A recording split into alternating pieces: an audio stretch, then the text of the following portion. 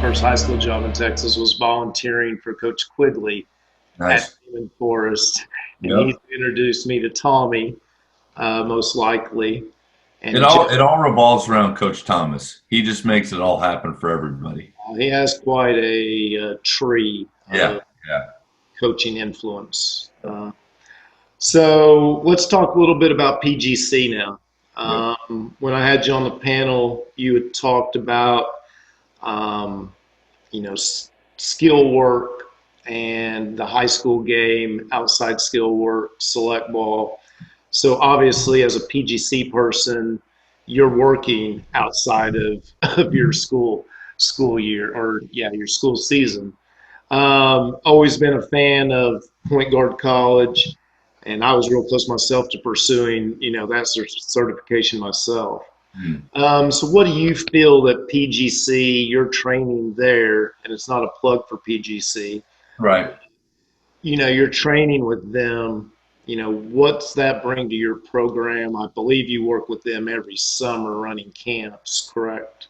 Well, yeah, and actually, I did. I directed for PGC for 5 years, and last summer was my first summer not to do it, but because I started to work with Matt Garnett and MG basketball, but I left PGC in a great way, and I love Mono Watsa, all those guys there, Tyler Costin, Chad Sanji, they're all amazing teachers. Um, so my history with PGC is kind of cool. In high school, Dick DeVenzio, the founder of PGC, he was still alive, and he was running his point guard. It was called Point Guard College. His point guard college camps all over, Texas, but it was really just him and about 100 athletes. He had no other instructors, but he opened my eyes to what real training is, how to think the game. I mean, he just dove so deep, and a guy like me, I loved it. So I was a PGC grad, three, excuse me, 3 times. Well, Dick unfortunately died in 2001, and PGC was taken over by one of his proteges, but I'd kind of lost connection with it. And even though it was such a huge piece of my high school career, really what I was that, and being able to not just survive at Baylor but thrive there, I went back to a lot of my PGC principles. And then, man, I was at I was at McKinney, and I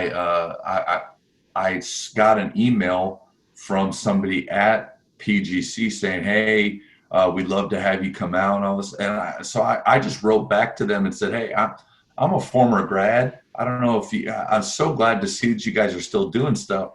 And they had me come out because there's not a lot of guys that learned straight from Dick DeVenzio, right? That are in coaching and stuff now, and so.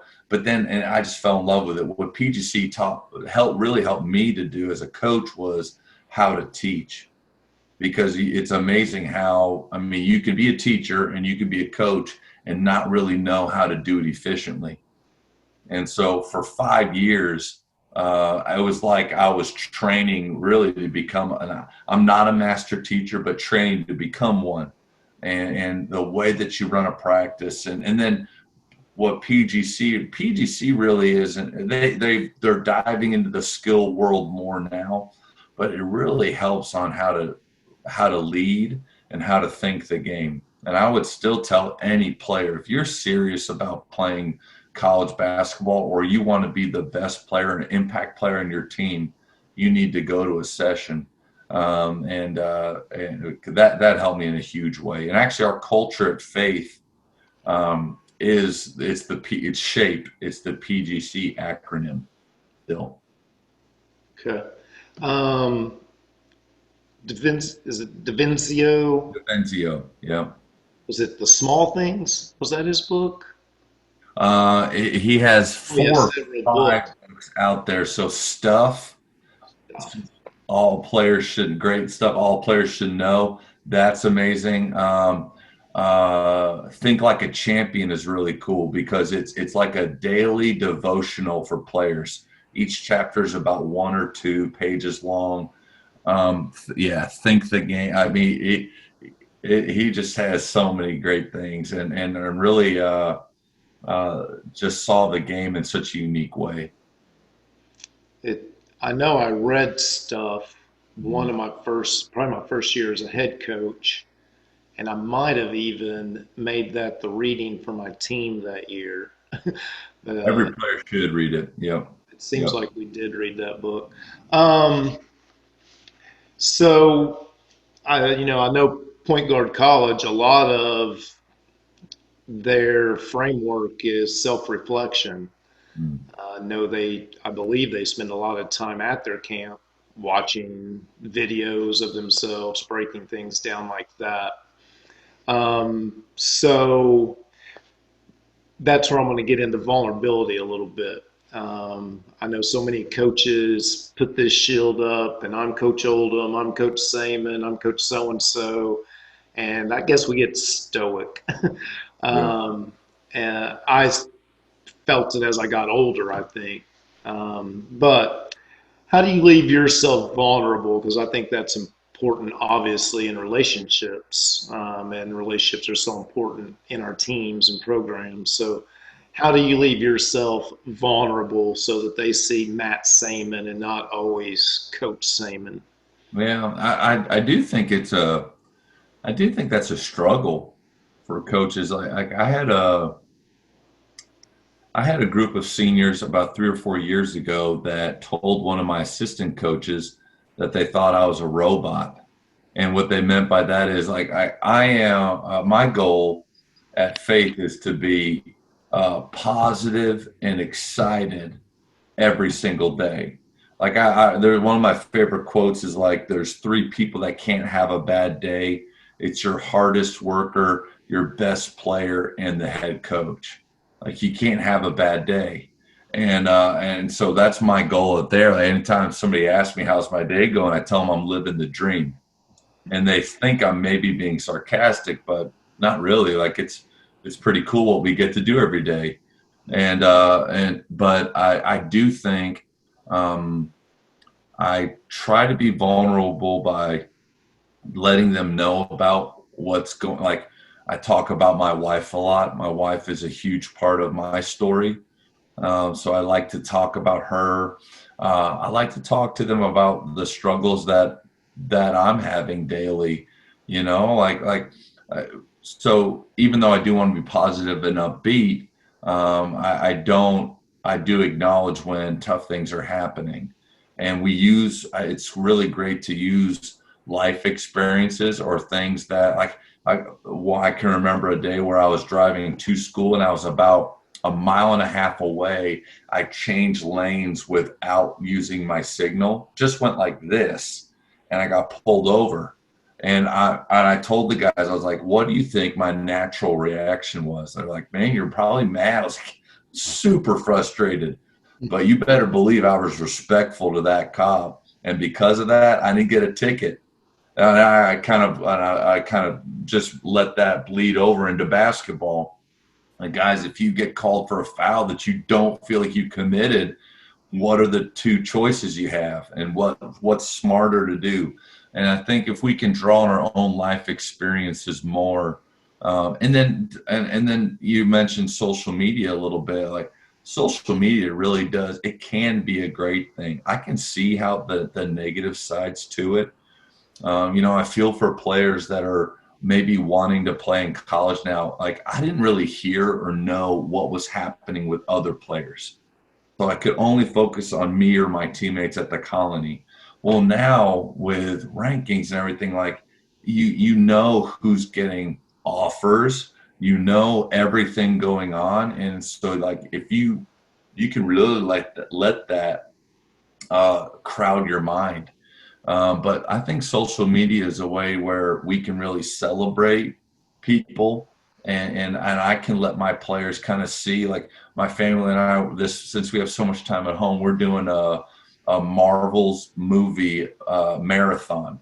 And so we start, and it's in chronological order, right? But I just throw out a picture of this is what we're doing tonight. I don't know if it's kind of one of those things like if I celebrate a player or I do something, I don't know what it, they don't show me or tell me like, oh, that's really cool, or I saw that. But I do think they appreciate being celebrated. I think we can use that as coaches as a tool. My last thing, I'm talking too much about that. I'm sorry, but with social media and coaching especially, I was listening to a podcast, and I can't tell you who it was, but he said in the middle, he said, if you're a coach and you're not actively using social media to talk to hype up your team, then you're behind. And at that point, I did not have a Twitter. I didn't know, I don't really know much about it. And so, but I think as a player, as a coach, I never want to be behind. Yeah. And that's just the competitive part, right? Because you don't lose that. I tell my players all the time, like I'm talking too much, but Oh, I did love how competitive Coach Bliss was. And we were about to run out into Kansas, that arena, and it was nothing like it when all those guys are they're in is a fog island, right? They're waving back and forth and they're chanting and you run out. But I remember Coach Bliss was next to me and he put his arm around me. He said, Matt, like I'm just as nervous and as excited as you. I'm like, really? He's like, yeah, this is how I compete. And I was like, I didn't get that, but now I do. So I think as a coach, you never want to be behind, and social media is one of those ways where we can freely hype up our program, hype up our players, and we can brag on them, so they don't have to brag on themselves. I think it's a pretty cool tool. I like the fact that with social media, you can write the story, not the local media. You can give the praise where you think it needs to go. Where so often I felt when you got interviewed after games or wins, losses, it was always the same three people that you're talking about. Where when you write the story, you can highlight number 8 or 10 on your team in a way you want to highlight them because you Yeah. know they're valuable. So I'm with you. I think if coaches aren't using it, they're missing out.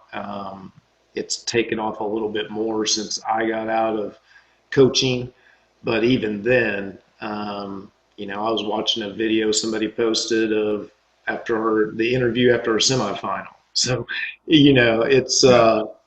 great. I think it's good. I think you can build culture with it. I think you can, like I said earlier, show your kids how to use social media. And I personally think you do a great job because you're always celebrating either your family or your program. And so I think that's modeling what it should be. Um, so I know you played high school ball for Coach Thomas, which I think he's probably known as a great communicator.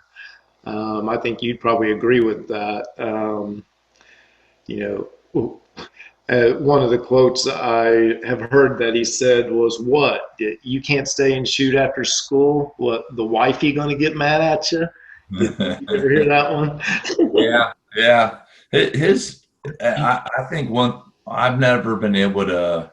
I think it's just not in my personality. Is he just naturally was able to use humor so well. Yeah, I think sometimes when I try to be funny, it just bombs. Where for him it was just natural. But one thing he would always ask me, he'd be like, Matt, how's your day? And I say, oh, I'm doing good. I'm doing good. And he'd go, why aren't you doing good? I mean, look at you. You're good looking. People like you. You're popular. And he'd list like 5 or 6 just attributes about you. And by the end of it, you're like, yeah, I actually am good looking. Like he just had this way, but you almost knew it was coming. Like, hey, man, how are you doing today? I'm good. Well, why aren't you good? You're here. I mean, so like I have tried that over time, and my players give me a very strange look. I'm not Coach Thomas, but anyway, he's amazing. Well, you're fairly young, and how many years have you actually been in coaching? I think this is year 14. So Okay, you 14. Well, yeah. 13, 13 or 14. Yeah. Got Yeah. Um, so I know, I said in the last 5 years, communications changed. Like I said, I know you use social media. What's some other ways? Coach Thomas was obviously all verbal, because that's all you had back then. Yeah. Uh, what's how's your communication, motivation, leadership? Has it changed at all in 14 years? Yeah, PGC actually helped me a lot. When I started out with Jeff Clarkson at Naaman Forest, I wanted to be more like Bobby Knight. He was kind of a coaching mentor or somebody I'd like to be like. Because as funny as Coach Thomas was, he was also very fierce at times. And Coach Bliss too. Coach Bliss was probably one of the angriest coaches I've ever seen. But over time, like I played for him for 3 years, I actually started to like that. So like when he would punch a locker or he would, I saw him kick a toilet off a wall. I kick it, he broke it, the porcelain toilet. So like or throw a chair in the locker room. You start to like respond to that, and so I wanted to be like that, and so I was probably not very positive my first 4 or 5 years before, and then even going to McKinney with Wes Watson. I don't know. Unfortunately, I probably wasn't a lot of fun to play for early on. And even though I was passionate about the game like I am now, I just wasn't as positive. And so at Faith really helped me because at Faith it's way more than about basketball because most of my guys that come to Faith aren't there for basketball. They're there for the Christian atmosphere. They're there for the academics, and then I'll play basketball for fun. So the for fun part, that's kind of a stretch for me because to me it was always just the way. But at Faith, I wanted to become a positive, powerful presence, a positive, powerful presence. The positive piece, smiling instead of coming down on people. I rarely shout criticisms. I think it's the Don Meyer quote: "Shout praise and whisper criticism." So if I ever bring a player over to me, that's when I'm coming down on them or giving them those reminders. Yelling praise, I try to smile and yell praise. Also, style of play helps with that too. And we could talk for another hour on that if you wanted to, but I believe there's only one way to play, and so and with that way you have to be positive or it doesn't work. Yeah. I have that down about because I do know you run a unique offensive style, and I might want to get into that on another conversation someday. We might get into a little bit today, but we'll talk a little bit about it here. You can throw it in. So team identity. Obviously, your school structure helps form a lot of your team identity. I'm going to talk to Jeff Clarkson about this as well because you are probably two of the most faithful people I know. Um, I mean, from what I see, and I know Jeff really, really well, and I see the same characteristics in you. You're both coaching in the same type of situation. So I want to know from both of you, how does your faith, your personal faith, um, how does that affect your team identity? How do you use that to build your team identity? And then I know that also has to do with your offense, which I also know your faith has to do with that. So tie all that in if you can. Yeah. So yeah, it's near the end of my time at McKinney. Coach Watson and I decided to we were a little smaller. We were tired of of scouting hard every night, and we just wanted to do something different. So we chose an up-tempo defense that led to playing fast offensively and shooting a lot of threes. And the offensive side really spoke to me, allowing players to be creative, utilizing the three-point line. So we actually started it there, what we would call the system. And we just, even though there's other things that are like Grinnell, they call it the system, but what we created, the system is a little different. But it really does, like the faith piece came into play about 8 years ago for me, because even though I'd grown up that way, I'd gone away from it for 9 years, and then I came back, and like I said, my wife's a huge part of that. And at McKinney, I always felt like I wanted guys to do things the right way, but I couldn't really tell them why. I had to almost allude to it. But at Faith, what I love is how direct we can be, and it's actually, our faith is infused in everything that we do. But I also felt like it should, in theory, it should free us up to be the best basketball players that we can be, because we know that, like, so our style of play, running and gunning, our goal is to, I mean, really, everybody's goal is to outscore the opponent, right? It's the only way. The only way to win is by scoring more points. Now, you can do that defensively by holding a team down, slowing down tempo. I choose to not do that. That style of play bores me. Just to be honest, I just can't do it. Good defense sometimes slows down the rate of play. And so it's a kind of a mind shift. So our goal is to, we want to have a lot of possessions, and we want to shoot in 12 seconds or less. Now, the way we shoot and the way we talk to each other about shooting, that's a whole other conversation. But we want to shoot the best shot as fast as possible. And we have it clearly defined with our guys what that term, best shot as fast as possible, means. Because if it's just a vague term, then you can have your worst shooter think that, oh, this is my shot and he's shoot. That's not what it is. It's actually, it's pretty organized.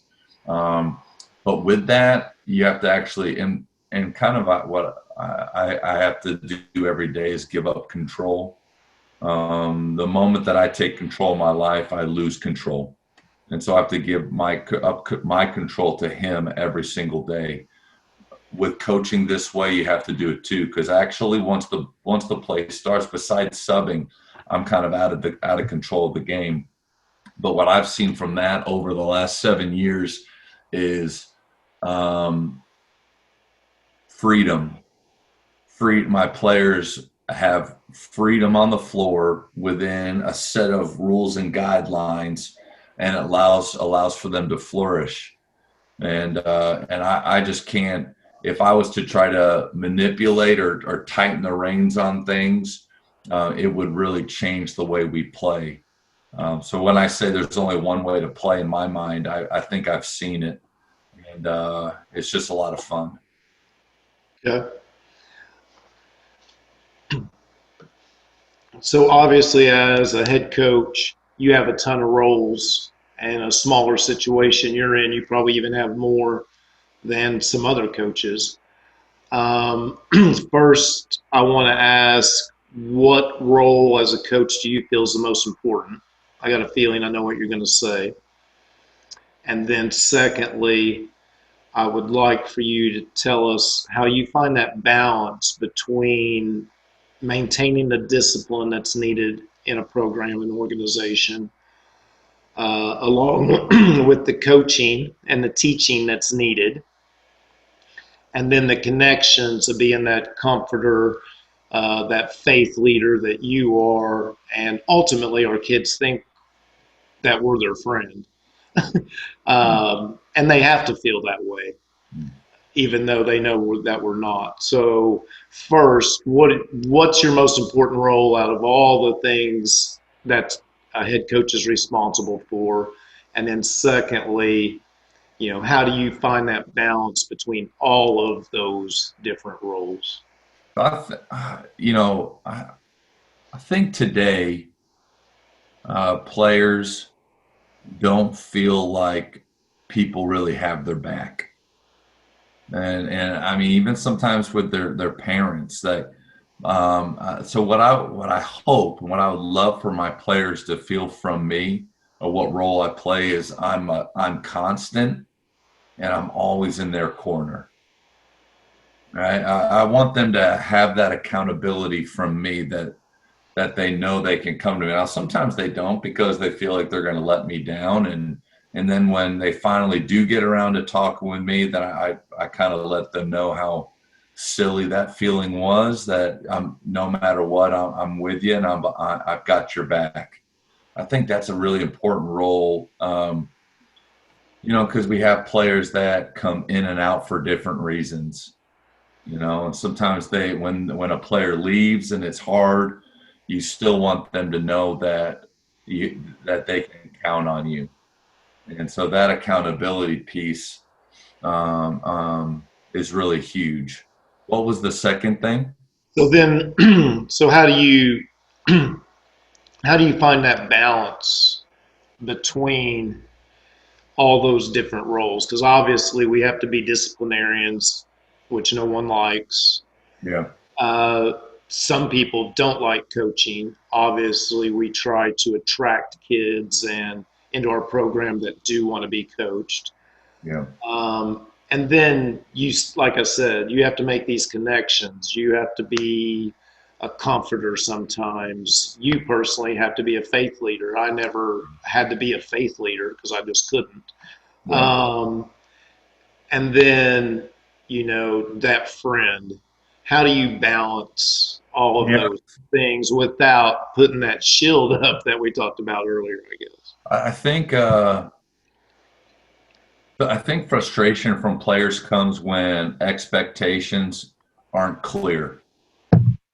I think if I'm constantly either teaching something new or setting up new rules, or now this is the way we're going to do it, or every day speaking a different language. So from the very beginning, we set our culture in place, shape, which is we want to have spirit, we want to communicate, we want to hustle every day, we want to have a championship approach, we want to be precise, and we want to enhance everything we're doing. So with that culture, it sets, I guess, kind of boundaries or direction we want to go. And then what I love about discipline is, one, I've gotten away from mass discipline. I just don't, if one player screws up, I'm going to discipline that player. I think an easy way to lose your program is to, all right, he did this wrong, everybody on the line. Like that's just, to me, that's it's just a thing of the past. That was our Bob. We and also, yeah, and also the discipline has to be consistent. So like we have second period athletics, and the period starts at 9:07 for us. So I have a clock going in our gym all the way up to 9:07. When that buzzer sounds, if you're not on the floor with your shoes tied, ready to go, you have towel pushes. Towel pushes are the greatest. It's the greatest coaching tool of all time, because like what I used to hate, if we had to discipline a kid, I would have to take him, or if I was an assistant coach, I'd have to take him over to the side, monitor what he's doing, and I'm missing out on teaching. With a towel push, you tell him to go down and back. If he goes really slow pushing the towel, it hurts. And if he goes fast, it hurts.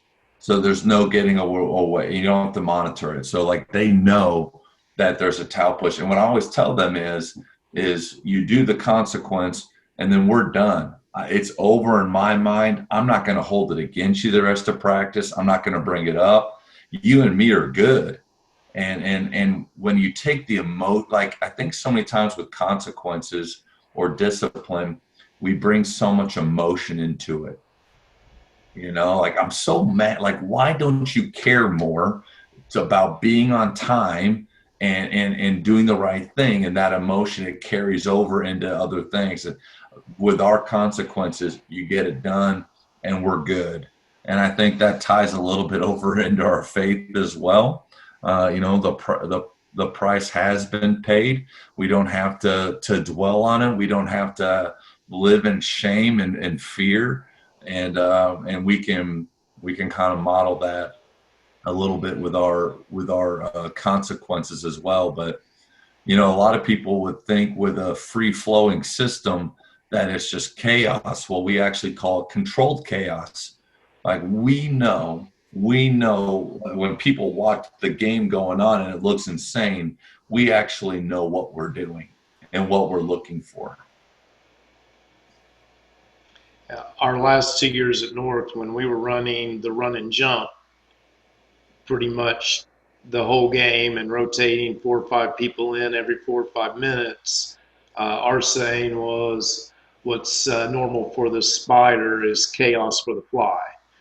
I And like that. because we practiced it Yeah. 45 minutes to an hour a day, that what looked like chaos and havoc, we knew what was going on. I could see what was going to happen before the steal ever happened, you know. So totally understand that. And then also, do you feel that your approach to discipline and basically that price has been paid and it's over, do you feel that carries over into gameplay with your kids? As far as I know, if you're playing fast, you're probably turning it over and you're probably willing to turn it over a few more times. um, but I would think that would help your players mindset, I guess. Coach gets over this quick, he's not going to yank me because I turned it over. Do you get that? So one of our mantras is mistakes from effort are always okay. Like mistakes from effort, we're good with that. Effort and individual skill work. If you're grinding and working hard on a drill and the ball goes off your foot, we're good with that. If you're flying down the floor and you shoot a shot that is right within our system rules and it's the right shot for you. Another is, and this is a PGC term, is NATO, NATO. It's not attached to outcome. Like if we're shooting the best shot as fast as possible, make or miss, we're good with it. Once you start to play for in a system like that, it's amazing how free you can play. And without the fear of making mistakes, like my guys know that if they make a turnover, but they're trying to do the things that we really are trying to accomplish, and as long as they handle that the right way, like one mistake can't become two, three, or four, and that's normal. I think everybody feels that way. Yeah. But I have watched. We were playing a practice game this past year, and it was just some phrases that I heard come out of the other coach, and like one guy just subbed in, turned it over, got ripped out, and I thought, man, like when you're sitting on the bench or when you enter the game, the feeling you must have. Like I felt that in college. I knew that early on. If I made my first shot, I might play 20 minutes. If I missed my first shot, I might play a minute. So that type of fear, you can't really perform at your peak that way. And so I feel like that really helps our players. And my favorite phrase really to yell is next. Turn it over, next play, because that next mentality, as soon as the ball leaves your hands, you really should be thinking about what's next, because that shot's over. The outcome to that doesn't matter anymore. And man, that's how you get to where guys can shoot 10 to 15 threes a game and really have fun doing it because they have that next mentality. Yeah, we have a saying in Keller Williams: you can have faith or fear. Good. So obviously, you guys are choosing faith. Yep. Yeah, that's right. That's right. Um, on faith, the faith I always tried to teach. I tried to teach my kids to have faith in themselves and their teammates because they had put in this hard work. So you should believe that you're going to be successful because you've done the work. And I'm a process guy like you are. I know what I want to get, but I also know I have to have a process to get there. So Well, it is all about confidence, and I would hope that when people watch our teams play, that one thing they marvel at is the strange confidence that all of our players seem to have. We talk daily that confidence comes from two places. It comes from your preparation, actually putting in the time. Like, I don't know, are you a pilot? Could you fly a plane? Yeah, could I? yeah. Well, if I practiced. Okay, but like right now, right Oh, now. no, no. Okay, you and I, we have never put in any time with a simulator. We don't have no hours. Like, we should have zero confidence in flying a plane right now. I want my guys to know that they should have confidence in taking a certain shot because they've prepared and put in the time. So that's the first part. The second part is what's between your ears, how you think about all day. I think that shooting is actually 10% form, 90% mentality, and that's just my own. I haven't got that from anywhere, but because I can watch a kid with really good form not know where that ball is going and shoot very inconsistently. And it's just because of what he's thinking. He's assigned meaning to every shot. If he misses it, that means he's going to miss the next one. But that confidence is huge, and it comes from two things, and our guys have to know that daily. Okay. All right. Last thing, and then we're gonna wrap it up. What what do you think your players think? What would they say if what's it like to play for Coach Sayman? What what do you think their honest answer is going to be? Honest answers. Well, okay. First, I'll say what I think they would say, which is that I'm passionate about basketball. I'm organized. I always have a plan. Um, uh, I that what I would love for them to say is that they know that I love them. Like, that's what I would hope that they say. I think one of the things that I struggle with still is, so we have 38 minutes every day, and I want to squeeze every drop of 38 minutes. And it within squeezing that, do I forget that they're human beings, and do I forget to ask them how their day was? Do I forget to get to know them? And I think I've struggled with that over the years. But I know that they would say I'm organized, that I always have a plan, and that I'm passionate about basketball. But I would hope that they would also say that I love them. Well, I have a feeling after visiting with you, they would say all of those things. Um, So, man, I appreciate you getting on here. Ton of valuable information. I could sit here and talk to you for 2 more hours probably, and you Yeah, probably did it too. went fast. It went fast. It did go fast, and I probably didn't even get to everything I wanted to get to, but I appreciate you so much. Uh, Great guy, easy to see why you're successful, and I'm going to get out and watch your team this year for sure because Let me know when you're coming. I'd love to have you out to Faith. We're gonna run and gun even faster this year, so it's gonna be fun. I actually enjoy practices more, so I might Yeah, holler at you and come watch practice. me I too. love practice. That was my favorite, probably my favorite thing. So, man, once again, appreciate it. Hope to keep seeing you on the calls. I'll get you on another panel soon. So, Yep. Thanks for having me on, man. appreciate you, man. Have a great weekend. You too. All right, buddy. All right.